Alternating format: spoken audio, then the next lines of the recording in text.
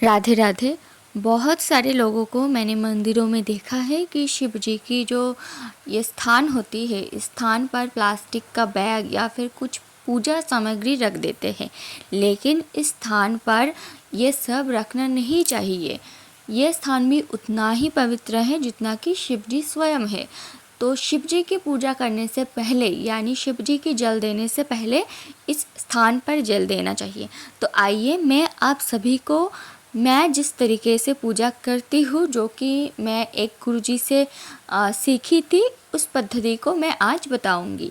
अगर आपको इसके अलावा और कोई पद्धति आती है तो आप प्लीज़ कमेंट करके बताइएगा, ताकि जो कमेंट सेक्शन पढ़े उनको भी हेल्प हो।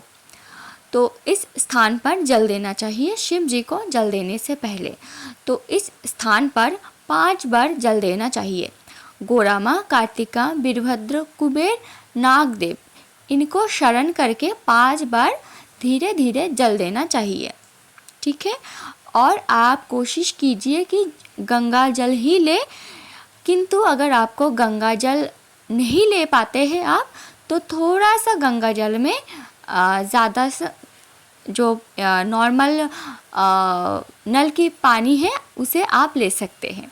ठीक है। लेकिन आप कोशिश कीजिए कि थोड़ा सा गंगा जल हो, क्योंकि शिव जी को गंगा जल बहुत पसंद है। और जिस पात्र में आप शिव जी को रखते हैं, आप कोशिश कीजिए वो पात्र या तो पत्थर का हो या फिर ताम्र का।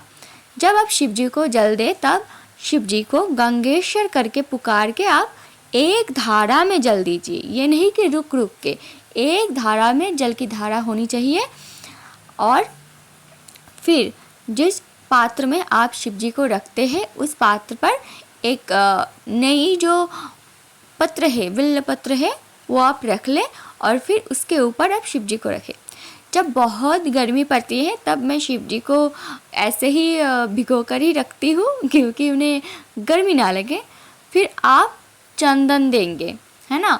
तो पहले चंदन देना चाहिए, फिर पुष्प देना चाहिए। यहाँ मैं पुष्प पहले दे दिया, तो आप ऐसा ना कीजिएगा, आप पहले चंदन दीजिएगा। जब आप बिल्वपत्र को देते हैं, तब बिल्वपत्र में राम लिखिए। दूसरी कोई पत्र के जो डंठल होते हैं, उस पत्र से आप चंदन से राम लिखिए। राम लिखा हुआ बिल्वपत्र भगवान शिव को बहुत प्रिय है। एक ऐसा राम लिखा हुआ पत्र कई बिल्वपत्र के समान होते हैं, है ना। तो आप कोशिश कीजिए कि आप चंदन से राम लिखिए। आप कोई भी लैंग्वेज में लिख सकते हैं, हिंदी हो या फिर आप जिस भाषा में बात करते हैं उस भाषा में ही आप कोशिश कीजिए राम लिखने को। ये देखिए, इस भाग से राम लिखना है। ठीक है। और आप जिस दिन जो दूध या फिर दही या फिर पंचतत्व से भगवान को स्नान कराते हैं, उस दिन भी ऐसा ही कीजिए। पहले आप उस स्थान पर दीजिए, फिर 5 बार देना होगा। ठीक है। इस स्थान पर क्योंकि मैंने बताया कि 5 जनों का नाम लेना है, गोरामा, कृतिका, वीरभद्र, कुबेर और नागदेव। ठीक है। ऐसे 5 बार 5 जनों को चंदन दे के फिर आप इस जो 3 उंगलियां है जिसे हम भगवान को चंदन देंगे, ठीक है, इस 3 उंगलियों के माध्यम से भगवान को ऐसे चंदन देना चाहिए। ठीक है। आप देख लीजिए, जो राधे श्याम नाम की एक गुरुजी है जो शिव पुराण का पाठ करते हैं, ये पद्धति मैंने उनसे सीखा है। तो अगर आप ऐसे पूजा करेंगे तो भगवान बहुत जल्दी प्रसन्न होंगे। वैसे तो हमारा शिव जी भोले हैं और उन्हें आप बिल्वपत्र और गंगा जल से प्रसन्न कर सकते हैं। अब आप शिव जी को सिंहासन में रख दें और बिल्वपत्र चढ़ा दें। देखिए चंदन कैसे घिसना चाहिए। इस उंगली से चंदन कभी नहीं घिसना चाहिए।